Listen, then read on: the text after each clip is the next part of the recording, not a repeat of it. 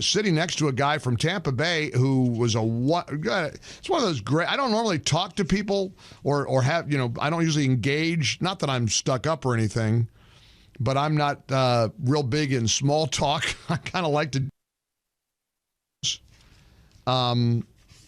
and saw that text. Dolly Parton dies at age 80. Chris Queen over at PJ Media writes, one of the truest legends, who is also one of the most incredible human beings of our time. Dolly Parton died at the age of 80. People magazine reported that Dolly had mentioned as recently as Friday that she was recovering from health issues. Gosh, this must have happened quickly. I saw a report early this morning that said she had a very fast advancing form of cancer just this past Friday. She said, as I've shared in video messages throughout the past year, I'm dealing with some health issues that I just didn't pay attention to when I was watching over Carl, her beloved husband, Carl Dean. And that story is amazing because he hated the spotlight. He never went anywhere with her. And it just worked for them. He was her rock, as she described him. And she'd go out on the road and she'd perform and she'd tour and she'd entertain, and then she'd come home to Carl Dean. He's a blue-collar guy, a laborer, a construction guy. He, along with others, built their house in Franklin, Tennessee decades ago. She said she lived in the same house for many, many, many years. And the story behind her home blows my mind because she evidently had the wherewithal to know that she was going to be famous. Before she was famous, she told Carl Dean, look, when my time comes, there are going to be tour buses coming to our home. And we want land big enough that we can build a house on, and it can set far enough back from the road that people can't drive the tour buses up to our front porch. And that's what Carl Dean and his buddies and the construction people did. They built this beautiful spread in Franklin, Tennessee, and sure enough, she became a superstar. And now the tour buses do show up, only they show up outside her gate. And you can see the house way off the distance. She wanted the house far enough away that people could see the house, but not see them.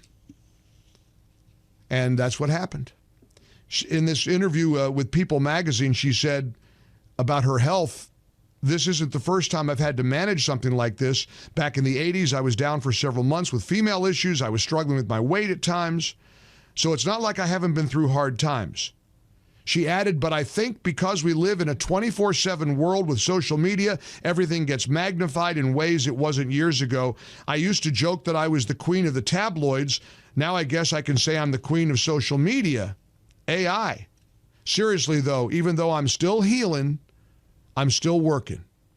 You know me, as I've often said, I've dreamed myself into a corner, and I still have so many things I want to achieve. So I'm going to keep on working as long as I can see everything come to life. That was just days ago, and sadly, she passed away at age 80. Now, it's kind of neat that I happen to know somebody who I respect and admire and love dearly. He's a colleague. He's the morning host on AM 970, The Answer.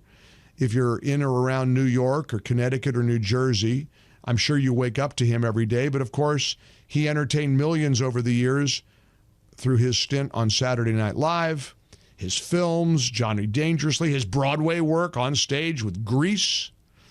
And he indeed knew Dolly Parton.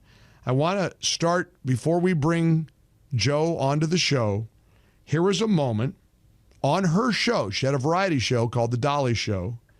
And the great Joe Piscopo, who's a master of imitations, you see him do Frank Sinatra, you think the chairman of the board is right there in the room with you. He also did a mean Bruce Springsteen, and as Bruce Springsteen, he appeared with Dolly, and they sang together on ABC TV. Check this out. Hey, little girl, is your daddy home? Did he go you all alone? I got a bad design. Ooh, I'm on fire. Tell me now, baby, if she good to you, will she do to you the things I'll do? Oh, no, I can take you higher.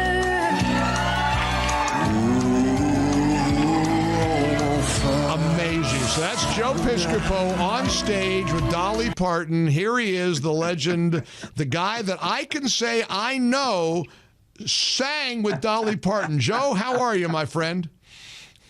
Oh, Mike, thank you for playing that. Such great memories of the great Dolly Parton, brother. How are you? You look great. Always honored to be on your show, my friend. It's what an honor it is to have you on, because I know you know, like the rest of the world, you're hurting over Dolly's passing. Yeah. Tell us a little bit about what was behind the that appearance that you made on ABC. You got to tell us I know you also appeared with her as Frank Sinatra. What was that all about? Tell us what you know about the great Dolly Parton. Well, we had the same manager at the time, a guy named Sandy Gallen, and he was like one of those big guys in Hollywood. And Dolly had Sandy as the manager, and Sandy said, "Hey, Dolly's doing a variety show. You want to jump on the air?" And I go, "With Dolly Parton?" So now you think, sure, what are you going to do with Dolly Parton? Mostly music. It's an icon. So I go, well, will she go along with me if I do an impression or two? Maybe I always would love to have seen Frank Sinatra sing with Dolly Parton. How about Bruce Springsteen? Bruce was like hot as hot could be at that time, you know? Right. You know, in the Born in the USA days. And so they go, okay, that's great. Come on in. And I bring in whoever you want. And you know what, Mike? It's so, we always joke on the radio. We try to be as frugal as we can, keep the expenses down. But, when you're with Dolly, none of that matters, man. They said, bring your makeup man. I don't think. Bring your entourage. Yeah, but we do the schmooze cruise. We do the schmooze cruise. I ain't bringing a makeup man, when we're on our station cruise. But and totally appreciated and respected from the station. And then I bought Ralph Shuckett, my conductor. We made we played live. That's my territory doing those impressions. And I said, is Dolly going to be okay with this? This is how great Dolly Parton was. So hospitable. We went in, we took a full day, and we did Bruce Springsteen, and we did Frank Sinatra, and then we did a chat. And then my buddy, who was a very well-known anesthesiologist, a doctor friend, said, oh, I love Dolly Parton. And you love Dolly Parton? This is the guy that he's an Israeli guy that fought for the IDF. Can I get an autograph of Dolly Parton? So I asked her on the air. That was a bit. Dolly, do you mind? And I told the story to Dolly like I just told you. And it was so homey and never an attitude. Never look at her watch. We did PR pictures. She was as comfortable. And then this, when you work with somebody, Mike, when you work with somebody like I had the honor of working with, well, certainly you on the radio, not to patronize you, but honestly, with you on the radio, but Eddie Murphy, Robin Williams, Don Rickles, Jerry Lewis, Mr. Sinatra, you work with these people. There's a vibe that you could feel, an aura that you could feel, and they pick up whatever you pick up. Dolly Parton singing Bruce Springsteen. How does that happen? She made that song better than when Bruce did it. I'm on fire. And then we gonna do Frank Sinatra. So I milked the heck out of it. I did shtick.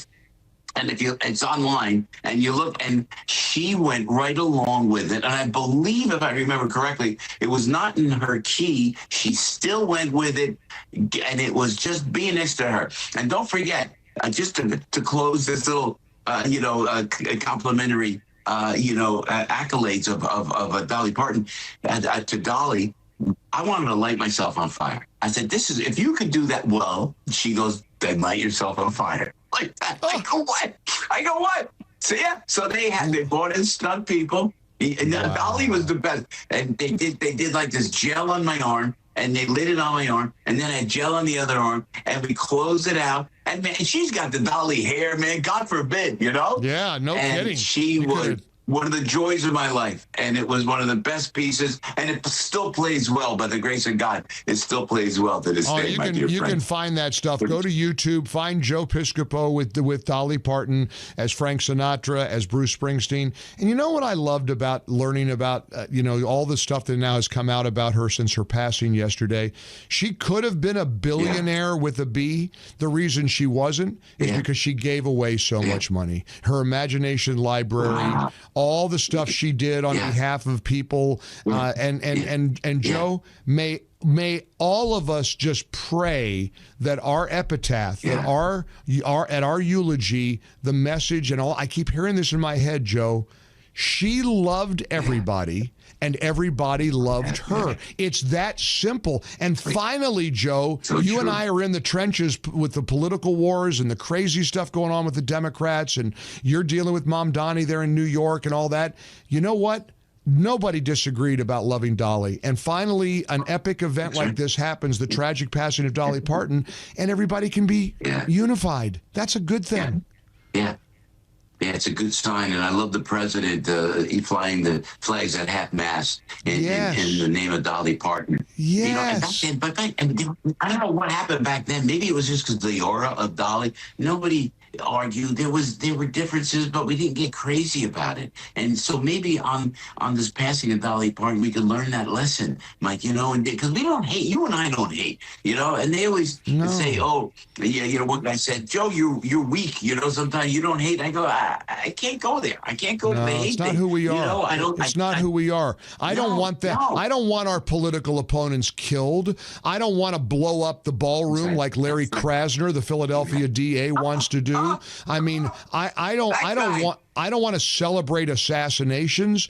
I mean, Joe, what we're witnessing here, you know it, we've talked about it, it's evil. There's a cultural war going on, there's a spiritual war going on, and we got to prevail, so we got to remember to pray, and we got to stay in the fight, and we got to do it with honor, and we got to do it with respect, we got to do it with dignity, but we've got to stay true to our convictions. And Joe, again, I just can't get over how many people get to say that I sang with Dolly Parton and I knew her? But you're right. I shouldn't just focus on that, because you think about your life, your legacy, all the people you worked with, and you mentioned that list there of the people that you've gotten to rub elbows with. That's incredible. Do you ever stop and take stock of that? Do you ever think about how wonderful your life is?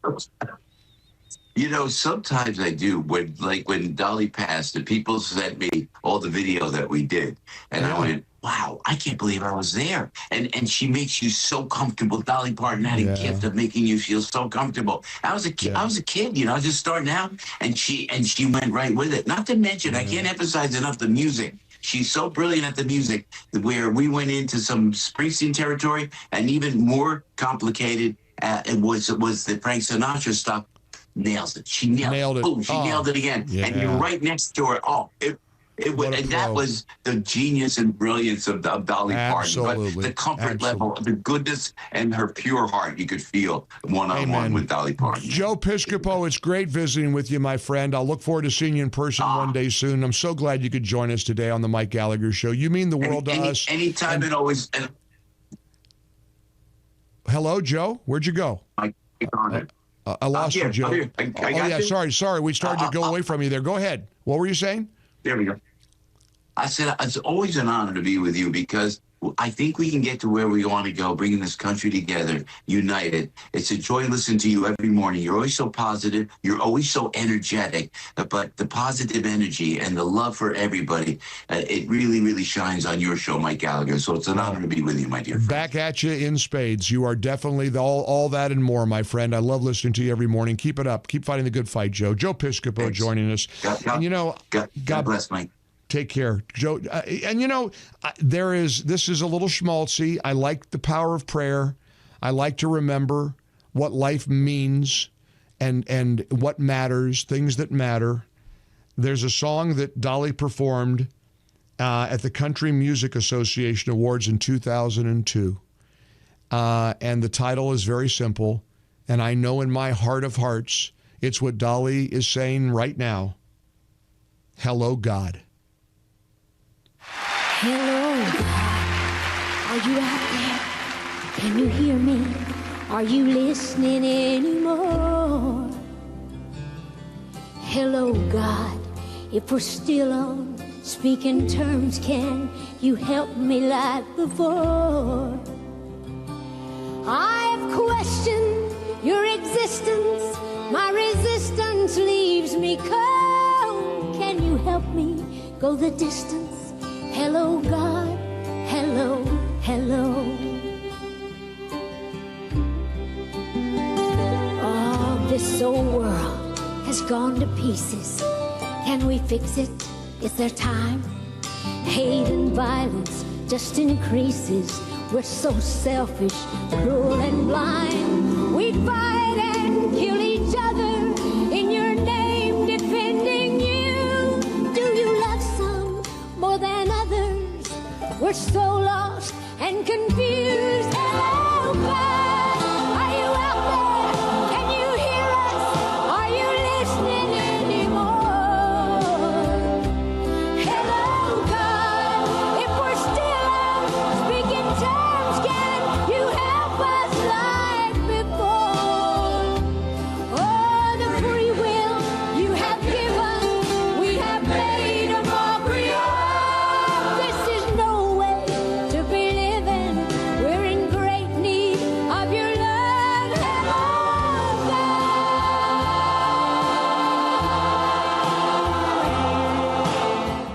For full shows, live and on demand, it's Salem News Channel.